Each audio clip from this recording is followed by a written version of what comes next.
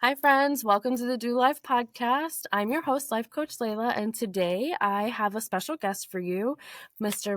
Mitch Case, the founder of the Pickup Project. He is a husband, he is a father, he's a serial entrepreneur, and he is an amazing man with an amazing story to tell. So, help me welcome Mr. Mitch. Thank you so much for being here today. Thank you, Layla. Thank you so much for having me on here. I'm excited to kind of dig into the story and see where it leads. Yeah, so Mitch and I were discussing part of being an entrepreneur is failure. And you have to be ready to fail more than you succeed. Being afraid of failing it comes with the territory. So I Yeah. wanted to kind of dive deep into that because I know you've come to terms with this and you've almost embraced it so much. So if you want to give me a little bit of history and kind of walk me through your story, that'd be awesome. Yeah, just kind of lay the groundwork. Like I went more of a traditional route where, I found out I was good at math and science pretty early in grade school and all the way through high school, which kind of naturally led me more towards the engineering approach. Went and got my degree in mechanical engineering, and that's what brought me to the Kansas City area and started working for a manufacturer. But I think like a lot of us, the title that we go after or the degree that we go after sometimes is more of the prestige or more of this thing that we think we should be doing. But then when we're actually doing the work, we're like, oh, this is not what I expected at all. So I got into, it was more of a engineering slash sales role that I was in. And the lifestyle, the day-to-day process was very sit in your cubicle. Everybody walks in at 8 a.m. Everybody leaves at 5 p.m. And I did that for 8 months, 5 days a week. And it just did not fit my personality, my lifestyle, my activity level that I wanted to be. I needed to be out more face to face and moving around a lot. So I found an opportunity to go to a sales organization that actually sold that piece of equipment. And what I essentially was handed was a laptop and a list of things that I could sell. And they said, go sell it. I didn't really have much traditional sales training. I had the technical background to be able to have the communication or the conversations with these other individuals about a highly technical piece of equipment, but I had to go learn to have conversations. And throughout that 10-year career in the sales world, it really started firing this like entrepreneurial spirit of I had to get creative. I had to go out and sell myself. I had to be competitive. I had to build long-term deep relationships so that it would continue to be successful over and over again. And I think that's where my entrepreneurial drive really like sparked. And so after a handful of years of that, decided to get involved in real estate investing just from a long-term retirement approach. But then I really wanted something that I was more active in. And when my wife and I had our first kiddo in 2017, we had a rough birthing experience. And just through the experience of people bringing food to us, it just really had a huge impact on us. And I thought there might be a space for us to be able to provide really simple meal kits to individuals that had gone through a tough birthing experience like us. But, 6 months down the road and everybody had kind of moved on to the next one. So my first true, like in the day to day entrepreneurial experience was a company called More Than a Meal, where we really tried to show gratitude and appreciation one meal at a time to organizations' employees. That was in September of 2020 when I decided to leave the engineering degree behind and go out and do this taboo, you're crazy. Why are you going to give up your engineering degree, your career that you've been so successful in, and go after this thing that is just unknown?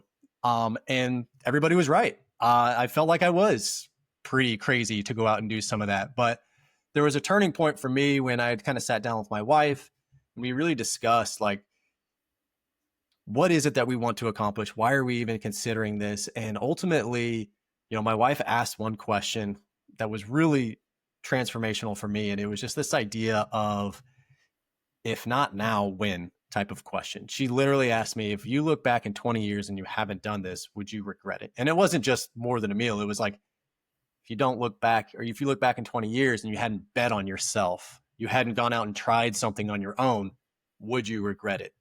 And I was that point in my life, and it was the answer that I needed to, or the question I needed to hear to really take that leap of faith. And it was truly that change from, I wonder if I can do this, to, all right, let's go all in, let's bet on ourselves and go and do this. So we started the company More Than a Meal, and it ran for about 4.5 years until it no longer ran. So towards the end of last year, we officially tied a bow on it and let it set sail where it needed to go. And over the last 18 to 24 months, I have continued to build in whatever capacity that looks like. And we can dive into that in a little bit. But ultimately, it was, you got hit hard. Your ego got destroyed. Your pride got destroyed. And I took my feelings for a couple of months. And then out from the ground, I decided, look, here's what I learned from it. Here's what I'm never going to do again. Here's what I'm going to do better moving forward. And these are the things that worked. So let's apply that to the next thing that I go out and do. And so that kind of brings us to the current time where, I'm the founder of the Pickup Project, where we elevate human connection through competition, through a really simple game where we play pickup basketball as a networking opportunity to get to know people on and off the court. So that's what keeps me busy right now. There's other things in the works, but that catches your audience up a little bit on kind of where I was, what I had, what I gave up, where I failed, and now back from the ashes and excited to apply everything that I've learned from the other to take it on to the next thing. And, that's still an unknown. There's still no idea what it's going to turn out to be. That's awesome. There's a couple key things that you said that I want to kind of circle back to, because I think they're very, very integral as far as anyone who's, maybe interested in building a business or going into any kind of entrepreneurship. Is first one was you were leaving your big boy job to do something unknown, and everybody tells you you're crazy. Everybody tells you not to do that because they're afraid for you. And the one thing that holds most of us back is that fear. So being able to overcome not just your own fears, but the fears of everybody else, that's really hard to do. So the fact that, I guess you have a really good support system. Your wife was like, let's pros and cons. Let's weigh all of our options. Let's see what you hear in business a lot, your ROI, what's your return on investment. But something I think is even more important that you don't hear often is your COI. What's your cost of inaction? What happens when you don't take action? And that one really sticks with me. And I think that one needs to be more a household phrase than your ROI is. What is your cost of inaction? So the fact that you were able to take that leap of faith and dive headfirst into a project that you were very passionate about, I think that speaks volumes. So I wanted to kind of pinpoint that, you've got everybody on the planet telling you that this is a bad idea, but deep in your inner knowing, you were like, no, I have to do this. So, and you move forward with it. And so I kind of want to talk a little bit about the end of that project. So when things were kind of dying down and you're going into debt, you're putting your own personal money into trying to keeping things afloat, were you concerned with, oh my God, everybody was right, this was a bad idea? Like, what was your thought process then?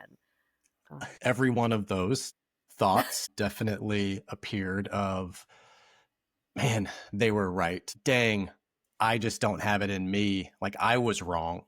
So the self-doubt was probably one of the biggest challenges, was like, I've failed. And, I have a pretty strong presence on LinkedIn, and like the ego and the pride side to show, like, I got to remove myself from being the co-founder of More Than a Meal. Like, and that's going to announce it to everybody. And then I'm going to have the same conversation of like, what happened? Why did it go wrong? You guys look so good from the, and like, when I look back at it, it was a huge success, from having absolutely nothing to close to 20 meals, being able to ship to 21 different states. But throughout that process, and the question that you asked, like, how did it feel throughout that ending?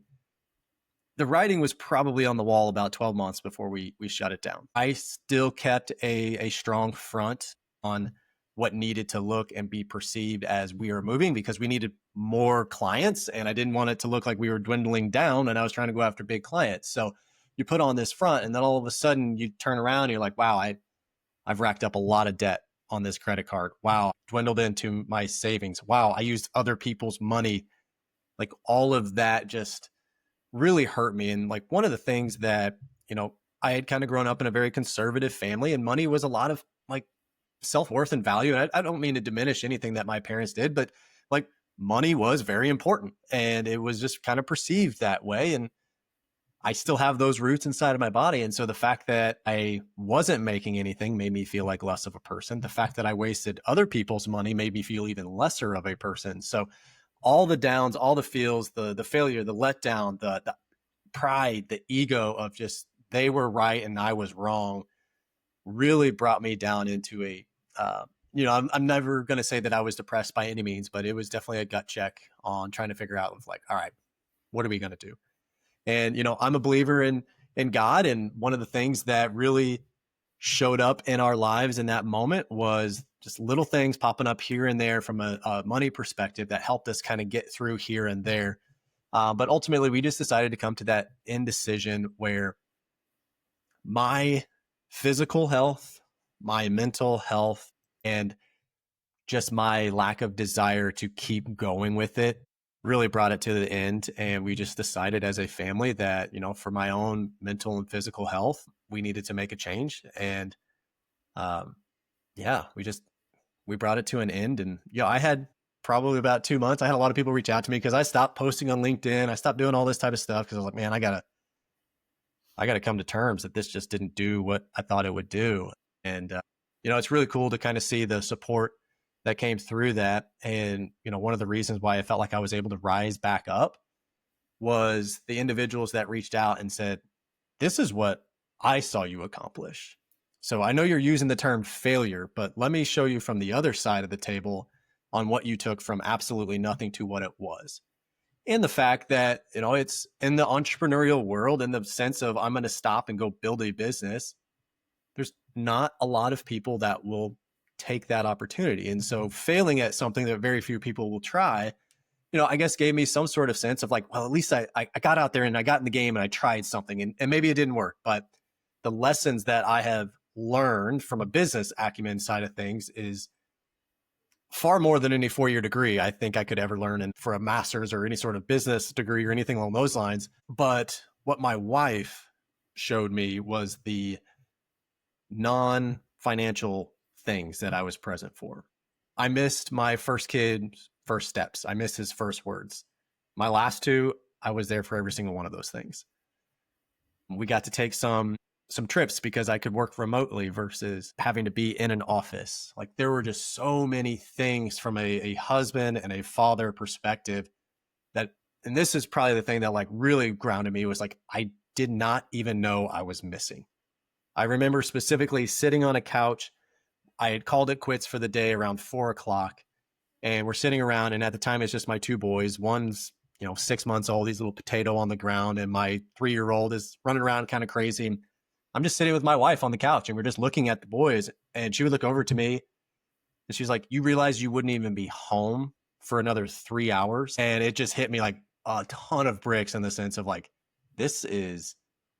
what am I doing? Like, why haven't I done this earlier? And there's downsides to it. You make a little bit less money when you get things started, but the things that you do gain is just, they're invaluable. And it's things that I will never be able to pay for or ever get back. Yeah, no, I think it's kind of funny. I had a conversation with a coaching client earlier today, and we were talking about there's a book called Conscious Uncoupling, and I had referenced it, and she did a deep dive into it and was like, oh my God, this is so profound. And it talks about how, when a relationship ends, so many people look at it as a failure. Oh, I have a failed marriage. I have a failed long-term partnership. And, there was a while me and my partner had split up about a year or so ago. And I never looked at it as a failure. We had an amazing relationship. We had an amazing partnership. We raised 3 beautiful children that are decent humans, and we created careers, and none of that is a failure to me. Just because it didn't end the way we expected it to or wanted it to, I don't see it as a failure. And I think as entrepreneurs, seeing a business end the way we didn't anticipate it to, or ending it all when we didn't ever want it to look at that as not a failure. Like you said, you brought back like all of the moments that you would have never got back from being an entrepreneur. So is that kind of what the catalyst was to motivate you to move forward? Because so many people will sit in that failure, and I'm guilty of that. I've definitely had some things happen that I'd prepared for, I knew were a possibility, but you never really think it's going to happen to you, and then it does. And then I'm glad you didn't go into a deep depression, because I certainly did. And it was hard Yeah. for me to get out Yeah. of that. Like, what did I do wrong? I should have done this. And you get stuck in the shoulda, woulda, couldas. And finally I was able to, like, you know what? This was a lesson. I learned a lot. What did I learn? What was this moment meant to teach me? I Yeah. started taking on that mindset of, okay, everything bad happens for a reason. What am I supposed to learn from this? And when I looked at the situation and how much I had grown from going through that, like you said, was way more than any kind of textbook, scholarship, credit, certification. The real life Yeah. experience of having that moment was like so profound. And you grow leaps and bounds through that. But I'm curious, like, what motivated you to keep going? You've got a whole nother company that you started. Like, where did that motivation come from? How did you get out of the, oh, I'm a failure, everybody was right kind of mindset? Like, what was that catalyst?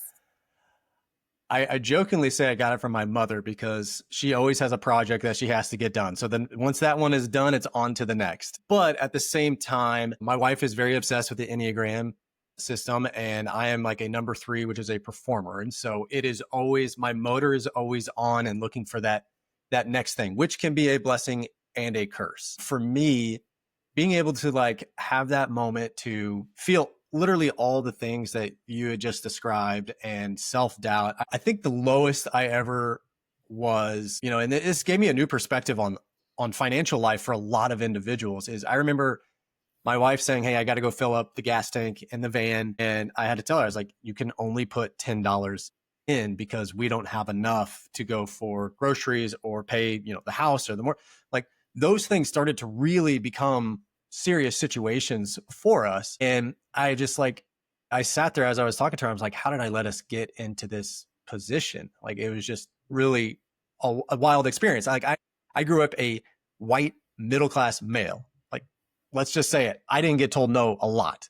And so the situation that we were in that space and feeling that, it just had me really take a look at like, wow, there are a lot of individuals, like remove me from this situation. There are a lot of individuals that are doing amazingly hard work that nobody else wants to do. There are individuals that are busting their butt 80 hours, working 2-3 jobs a week to try and get by. And system side of things, it's hard to get ahead of debt. It's just really, really hard, no matter how hard those individuals really work, without some outside help or finding a way to get around that. And like, that was the first time I had been in that situation. And I had the option to say, I'm out, I'm going to go back to the engineering gig, and all of my problems would go away. And so realizing there are so many more human beings out here that are doing really hard work and good work and just don't have the same opportunities that I've been presented, it just really changed my perspective on like, wow, okay, so if and when we do get in a position where we have money, we can be good stewards of that. And I want to keep my eyes out for other opportunities to help and support other entrepreneurs that are putting their energy, betting on themselves to go out and help and support them. That's a big piece of like my motivation today is like, man, I want to get out there and do this and help other people with that. But to answer your original question, like what got me out of that, I do kind of attribute it to my 3-ness. It is always no, even though I took a gut punch, like the statistics are that I was going to fail. So I'm a part of that statistic.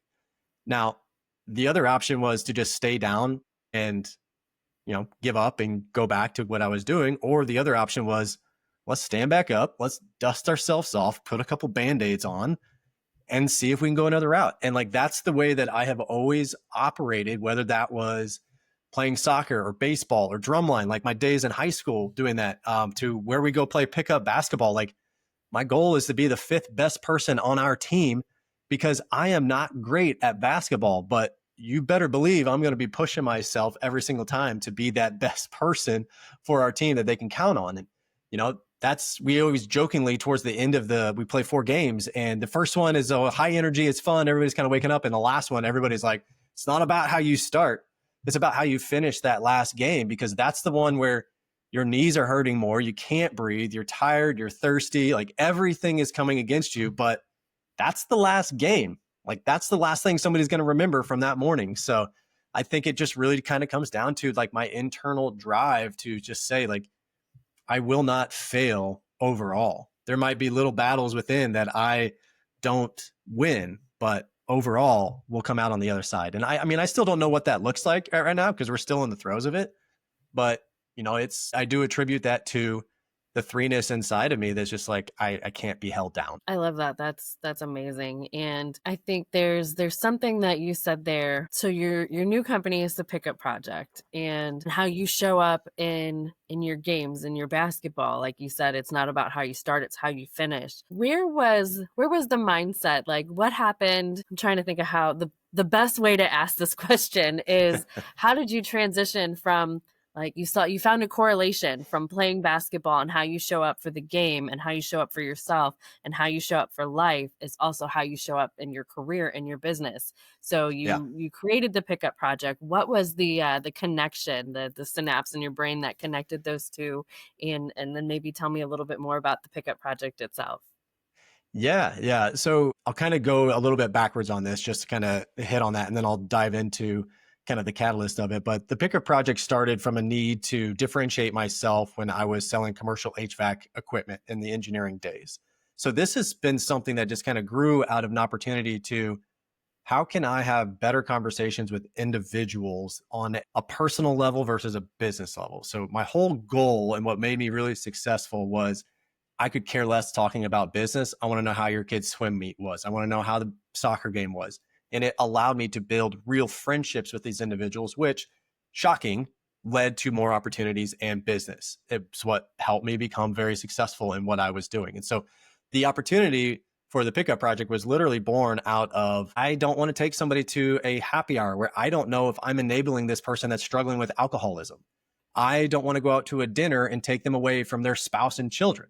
All the things that like I'm trying to fight within myself, I don't want to put on somebody else. So I wanted to have something that really was different and, quote unquote, unorthodox. And Pickup Basketball was that. The way that it became what it is today with the Pickup Project was because of a mentor of mine, which I had a love-hate relationship with this man. He owned a well-known coffee brand in the Kansas City area, very successful. And he was the one that kind of talked to me about this, you're not all in. And I remember sitting down with him and I was talking about what could be more than a meal. And at the time I was working my full-time job. And he's like, Mitch, I can no longer help you because you're just not all in. And at that point, I was almost mad because like I'm working a full-time job, 60 plus hours a week. I'm trying to make these meals and hustle and do all this. I'm like, what do you mean I'm not all in? Like I'm trying. And it finally came to the point where his conversation was, I'm not talking about you being all in on your business. You're not all in on yourself. And that was a real big catalyst for me to understand like, okay, so what does that actually mean? What is being all in on myself? And we went through an exercise where he had me write down all the things that I enjoyed doing, which he's like, just write down anything that is either paid or unpaid. Like, what would you do if you could wake up in the morning and say, that's what I'm going to do today? I want you to write down all those fun things that you would love to do. And that was easy. Like I'm very big into sports, obviously. So basketball and soccer and football, snow ski, wake surfing, like all these different activities that I love to be out and about and doing things. Then he's like, okay, that's a pretty long list you got there. And he goes, all right, now tell me what you're really good at. And like embarrassingly, I had to sit there. And I mean, it was like a 10-minute, this is awkward, please say something type of moment. And, this is where it really got hard. It was like, all right, what are you actually good at? Like the only thing I had written down was math and science, which I had known that since 5th grade. I couldn't come up with anything else. And he goes, Mitch, let me talk to you about what I see that you're really good at. And one thing that he wrote that was, or two things that he mentioned to me is like, I have a really unique way of connecting dots with individuals. And so something that I've always enjoyed is when I'm networking, I'm always trying to figure out how can I actually help this person, not necessarily with my product, but with what they need. And is that an HVAC repair person for their home? I gotcha. Is it a lawyer? I gotcha. Is it the best grocery store on your block? I'm going to give you some options.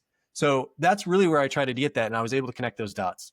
The second thing that he said is you have a very unique way of building trust faster than most people I've ever met. And like that was really, really cool to hear from that individual, where what I've always believed and what my parents instilled in me was to trust first. And then if they fail on that, then you know. So I like to give people the benefit of the doubt by trusting them first, and it has led to a lot of opportunities.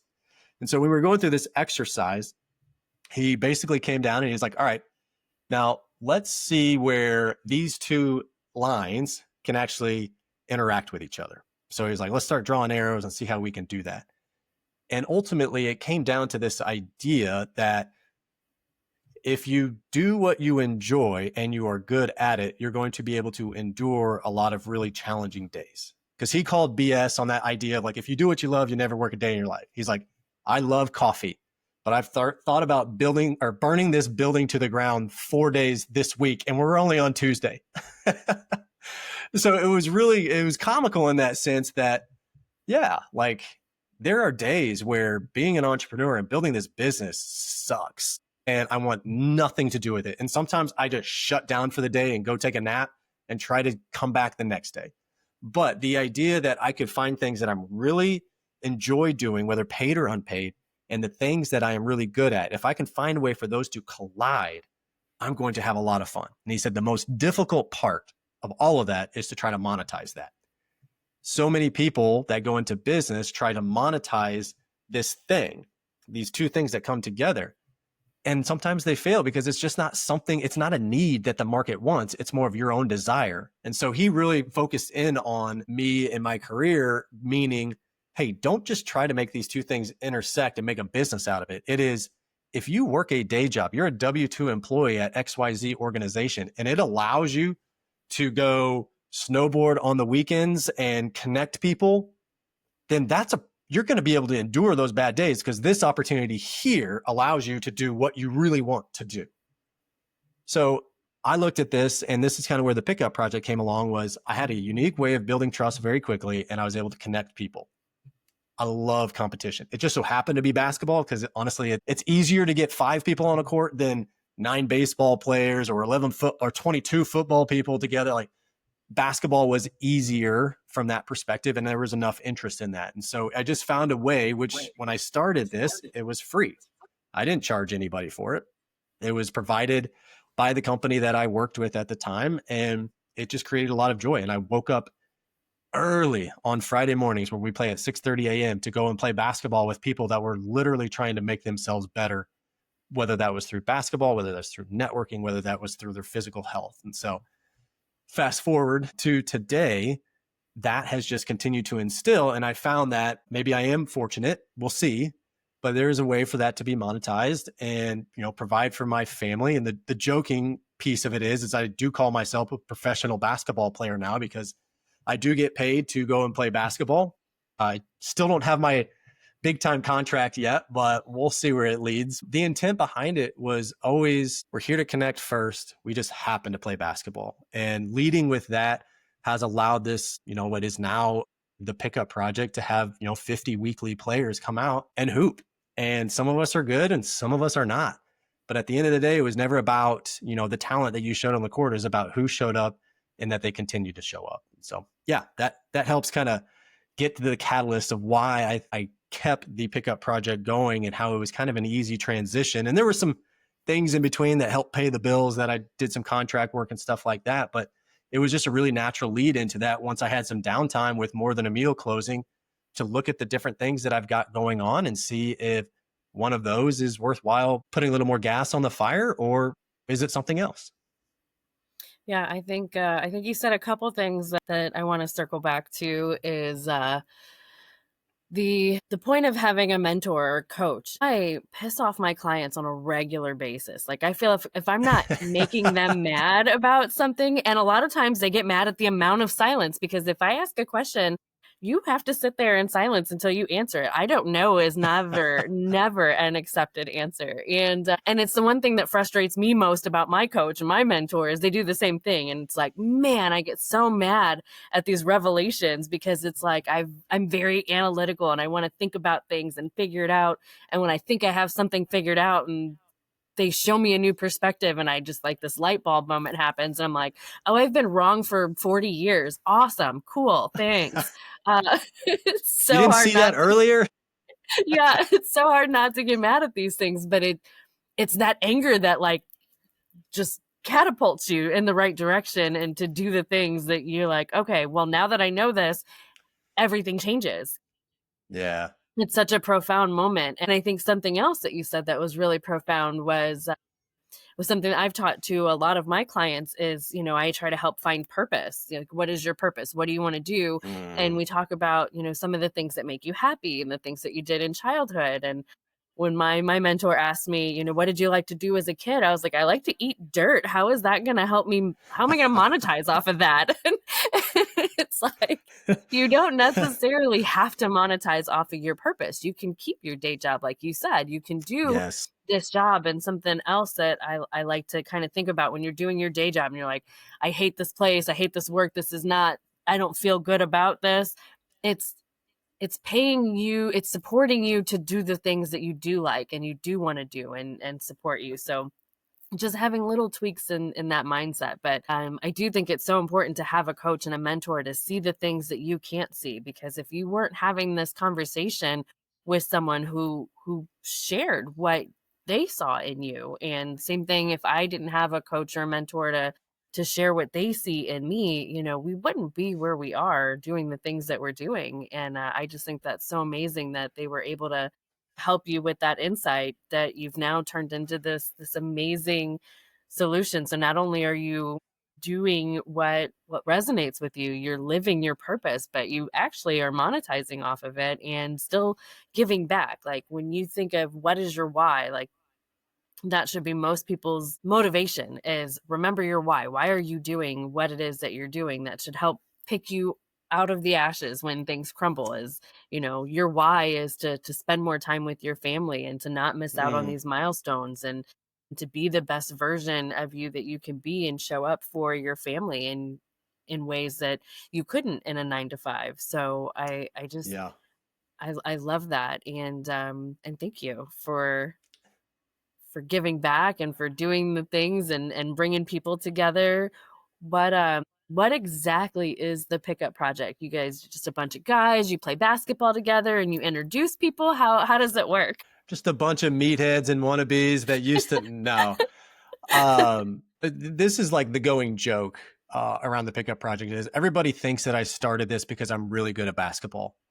I was 5 foot tall my freshman year in high school. I shouldn't have even stepped on a basketball court at that point, but I did finally grow to be 6'2" by my senior year, and just didn't really have any traditional basketball training at that time. But when I was at school, a bunch of the guys that I was friends with, we would just run down to the rec center and play pickup basketball. And I still can't dribble very well with my left hand. If I do a layup on the left side, I'm using my right hand. Like, I am not a great basketball player, but I love to get out and compete. I love to try new things and just be out there with the people. It's one of the best ways that I connect with another human being is in competition, whether that's Uno, flipping quarters. Like, I want to win, but I can get to know you through that and who you are as an individual. It's, I think it was Barack Obama said, like, I can get to know more about one person in an hour of pickup basketball than a whole year of coffees with that individual. Once this individual is between the lines and in competition, their natural instincts come out. And I was having coffee this morning with somebody. I was like, I can tell within the first 5 minutes of somebody on a basketball court playing with a group of potential strangers to them, if I'd be willing to let them watch my children or they could never meet my children. Like, it happens very, very quickly in those lines. And it's very fortunate that we've had an 8-year run where we've had 0 altercations. So the thing with the Pickup Project, my goal from that was what I mentioned earlier, was to meet new people in a different, unique way. And there's pickup games going on all over the place. Sometimes you got to know the right person to be able to go and play. Sometimes you have to bring a squad. Sometimes you have to have all these different things. And there's just a lot of barriers. And then it dwindles out and it fizzles. One of the things that I really wanted to make in this was like, I'm going to be consistent. So the Pickup Project, as I mentioned, like, our goal is to elevate human connection through competition and allowing them to connect on and off the court. And the only way that I can do that in a very consistent way is just to convince people to show up every single week for the first couple of years and to make sure that they saw that this was so much more than just basketball. Like, these are opportunities to meet friends that you might go to a football tailgate later. These are opportunities to meet individuals that maybe can coach your kids on swimming or something else. Like these are all real scenarios that have presented itself. And there's a business aspect to it that you do business with the people you know, like, and trust. And if you show up continuously and you know this individual and you see the work that they put in on the court and then how that can translate into business, business will be conducted. And, we ran it for 3 or 4 years and we took a survey and we had over $1 million worth of business that had been conducted directly with inside the individuals playing basketball. Today, we have over 50 people every single week coming out just in our Kansas City location to better themselves mentally, physically, network, business-wise, anything along those lines. So, what it looks like is a lot of individuals coming together that have been playing together for a couple of years, some a couple of weeks, and new individuals coming in and feeling seen, heard, like loved on the second they walk through, because it doesn't matter what your skill level is. It doesn't matter what your physical shape is. Like we're all here. We're going to throw on the same jersey. We're going to be on the same team with a common goal.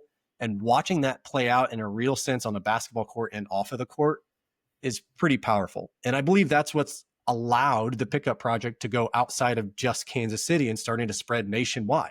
So my goal is to have 10 locations by the end of this year, with big time goals to be like over 100 locations where people are getting together because they want to meet new people in their city. They just happen to bounce this orange leather thing on wood. Like it's such a simple concept, but at the same time, a lot of pickup games that I've come across don't lead with the idea that this is here to meet new people first. It usually is led with, we want to play basketball. And so that's been a contribute to our success, and it's continued to grow and stay steady, and we'll see where it takes us. Wow. So it's like networking, but on steroids, not literally, only metaphorically, in the sense that you actually get to know the real people, the real versions of themselves. Because I love, like you said, when you put somebody in an unnatural environment, anybody can pretend to be whoever they want you to think they are when you're at a desk or speaking on a stage. But when you're in front of a competitive situation and you're one-on-one, your instincts kick in. Like you said, you're just all natural at that moment. And there is no representative. There is no fake facade. You're just you. You can't pretend to not be you in that moment. So it's definitely big exposure, but you get deeper connections because you've got that camaraderie, that team members, like you're already in a team before you even know their names most of the time, per se. Right. And so I love, because I've been to some networking events and they're super boring, and I'm not coordinated enough for sports. I love to watch them, but as far as playing them, that has not been anything I've ever been good at. But I'm excited about There's still a spot for individuals like yourself out there. I'm serious. Like I would love to just come spectate and interact with other people and it just sounds like a fun networking event, as opposed to just sitting at a desk and getting to know a couple people. And like, this is just so much more interactive and fun. So I love this concept, and I can see why it's spreading.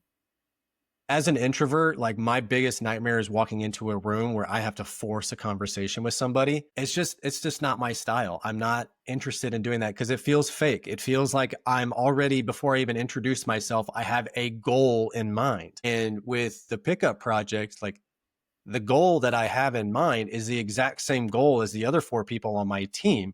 And I force them. And sometimes it gets awkward. I'm saying, you have to introduce yourself to your team before we play. What is your name? If you're looking for a job, tell somebody. If you have a job, tell them what it is. Like that part makes it weird and awkward because it's different than the other pickup games you would come across. But by the end of it, you've probably met 10 people at the end of the day, new people or individuals you've played with a few different times, and you start to remember names. You start to interact with them afterwards. Like there are a lot of fun things that come through that.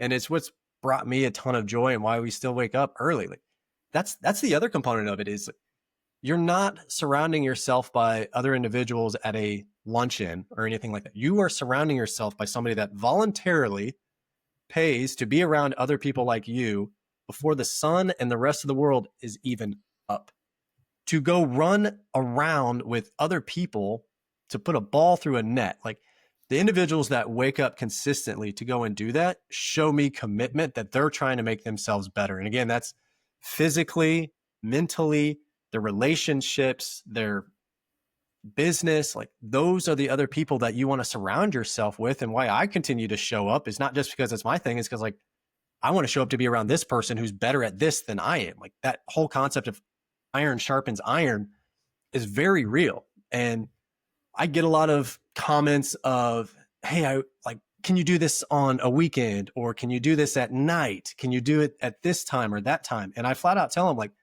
no, it brings out a different individual that's most likely looking to take out their anger on some stranger versus maybe their stress that they have at their job because all they want to do is come out and dominate.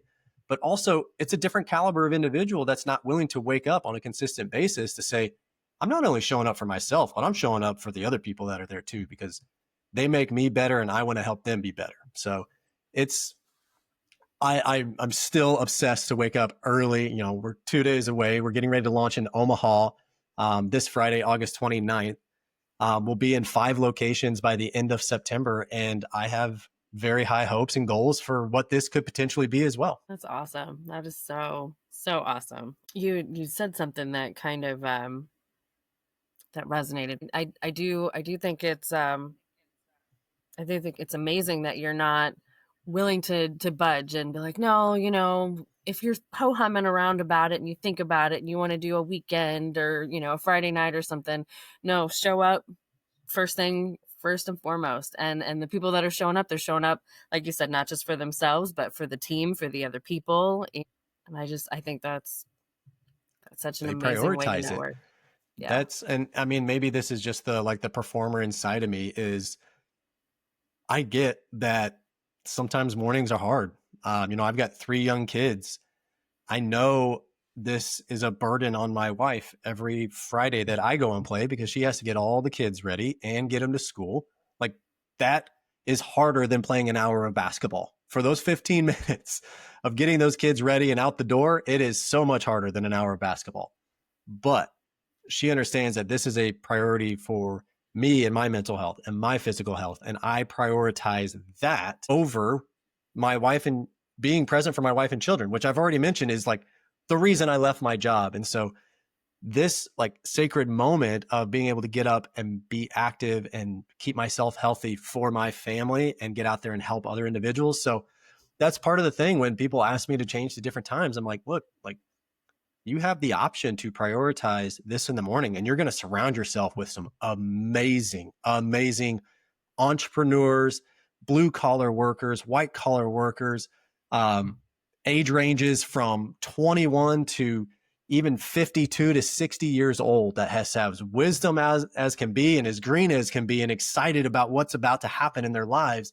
Like there's not a lot of places that you can go and do that and have real conversations with them. So my conversation with them is just like prioritize it. Like if it's not easy for you, you have to change certain things. And if this is something that you want to prioritize, then you'll make it work. Yeah, two things there. You are the sum of the 5 people you spend the most time with. And even if you don't spend time regularly, you're not spending the same time with the same 5 people, you're spending time with a different group of people, but they're the same caliber. Those are the people that show up for themselves, that show up for each other. I wake up 2 hours early before my first meeting. If my first meeting's at 8, I'm up at 6. If my first meeting's at 9, you know, and it's those first 2 hours I show up for me because you can't pour from an empty cup. I need those 2 hours. I work out, I journal, I meditate, whatever I need to do. Some days I wake up and I tune into the energy of the day. Like, okay, what do we feel like doing today? And sometimes it's go back to sleep for an hour. And if that's what I need, that's what I need. But those 2 hours that I show up for me are so integral in how I show up for everybody else the rest of the day, the rest of the week. And I feel like this is kind of the same thing. It's how you guys are showing up for you when you show up on Friday morning early before everybody else. You're not willing to compromise that. That's integral for how you show up for other people and how you see the people that show up. You know that they're just as willing to commit to not just themselves but each other, their future, their networking, their relationships, and that's so important when you're working with someone or thinking about forming a partnership or a business or even just recommending them to somebody that you care about. Yes. With the recommendations and referral side, like really quickly, I will refer you or I will not type of scenario. Like sometimes it can be that blunt. You mentioned you are who you surround yourself with, or the 5 people you surround yourself with.